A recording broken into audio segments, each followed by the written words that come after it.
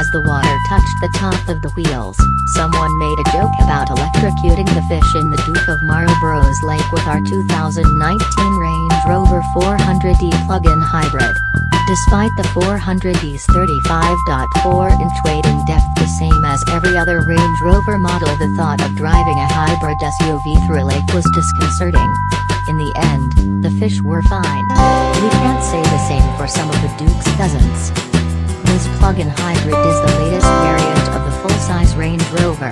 It pairs the 85 kWh electric motor with a 296 horsepower, 2.0-liter turbocharged four-cylinder for a total system output of 398 horsepower and 472 pound-feet of torque. The 400e has 31 miles of all-electric range and EV mode is available up to 85 miles per hour. 60 miles per hour goes by in just 6.4 seconds quicker than the gasoline V6 model thanks to copious amounts of off-the-line torque. Power is sent to all four wheels through a ZF-designed 8-speed automatic. Land Rover wanted to make it clear that the 400e was just as capable as every other Range Rover model, hence the water hazard, muddy hill climb, and a trek through a field that smelled not so faintly of manure.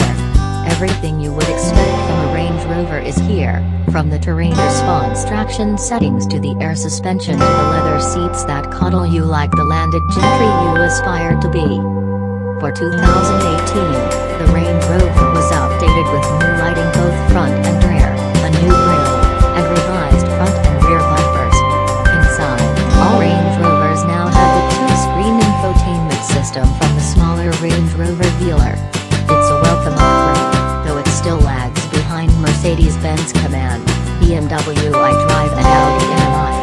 The interface occasionally stumbles and lags and some basic controls are hidden in submenus.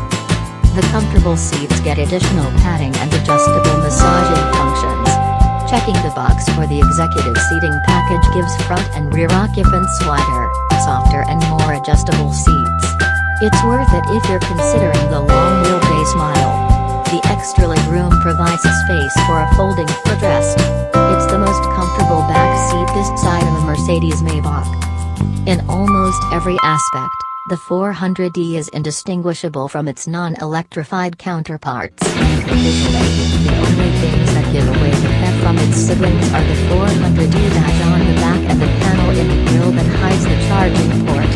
Inside, you'll find a power meter has replaced the tachometer of an EV mode button has been placed on the console near the terrain select knob. That's it. No green or blue badges, no aero wheels with questionable designs and no unique front fascia. It simply looks like any other Range Rover. We think the subtlety is a good thing. It rides like one, too, most of the time. Because the electric motor is housed inside the transmission, the 400e is capable of all-electric four-wheel drive running. When wading through water, Land Rover suggests keeping the engine running and not tossing water in a boat in order to keep liquids out of the exhaust system. The low-end torque is a boom off-road. There's always power when you need it, so charging up hills or plowing through mud simply requires dipping into the throttle and holding the wheels in ruts. Straight off the line, the 400e feels just as strong as a Range Rover with a supercharged 5.0-liter V8. It dies off mid-revs, but around town it feels right at home.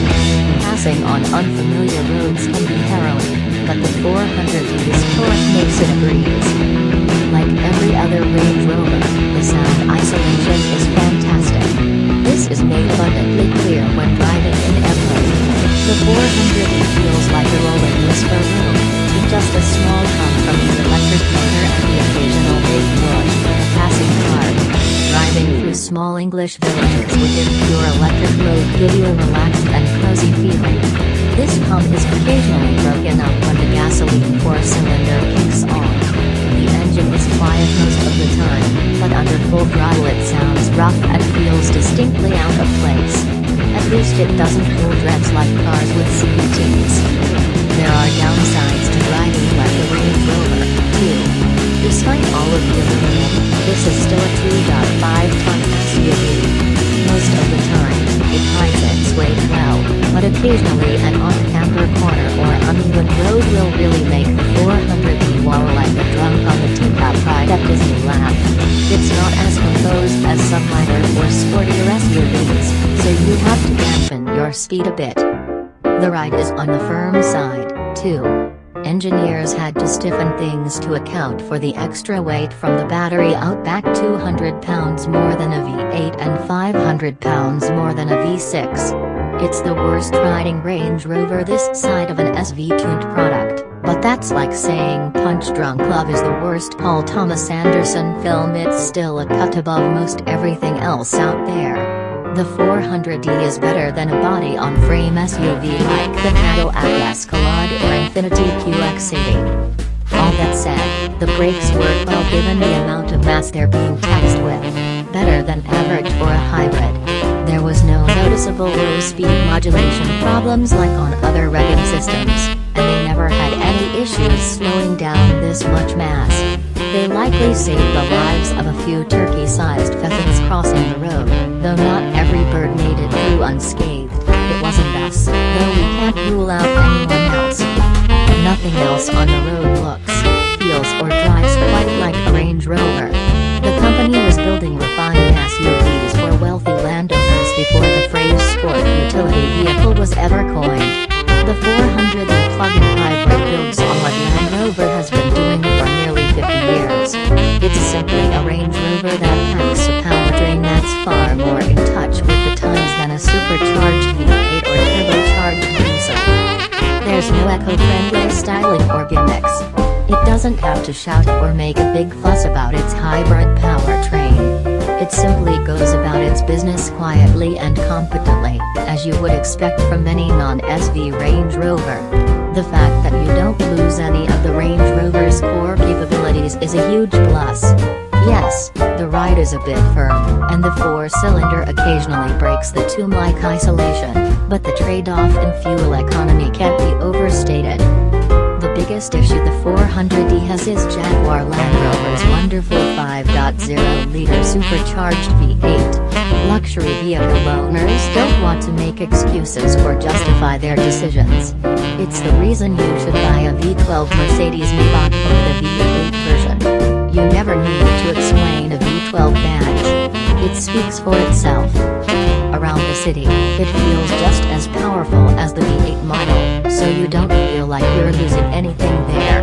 Running silent is hugely comforting and something you can't do with the V8. There's also the green card that comes along with driving a plug-in hybrid.